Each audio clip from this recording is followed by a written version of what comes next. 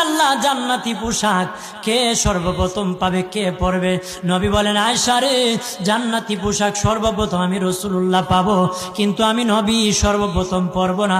সর্বপ্রথম ইব্রাহিম খলিলুল্লাহকে জান্নাতি পোশাক পরানো হবে। কেন জানুনি? ইব্রাহিম নবীকে নমরুদের আগুনে যখন ফেলে দেওয়া হয়েছিল, দুনিয়ার সব ছেড়ে দিয়েছিল, বাড়ি ছেড়ে দিয়েছিল, সম্পদ ছেড়ে দিয়েছিল, মা বাবা ছেড়ে দিয়েছিল, এমনকি গায়ের জামা যখন খুলে নেয়, ইব্রাহিম কয়েক কাপড় ছেড়ে দিতে পারি, আমার আসমানের মালিককে ছেড়ে দিতে পারি না। ওই দিন আল্লাহ ইব্রাহিমের সাথে অঙ্গীকার করেছিল, ইব্রাহিম আজকে তোমাকে সকলের সামনে উলঙ্গ করে লজ্জায় ফেলে দিয়েছি ইব্রাহিম, তারপরে তুমি আমাকে ছাড়ো নাই। আমি কিয়ামতের দিন সকলের সামনে মুসলমান, বেঈমান, কাফের, নাস্তিক যারা তোমাকে উলঙ্গ করেছিল, তাদের সামনে আমি আল্লাহ আনুষ্ঠানিকভাবে তোমাকে কাপড় পরায়া দিব।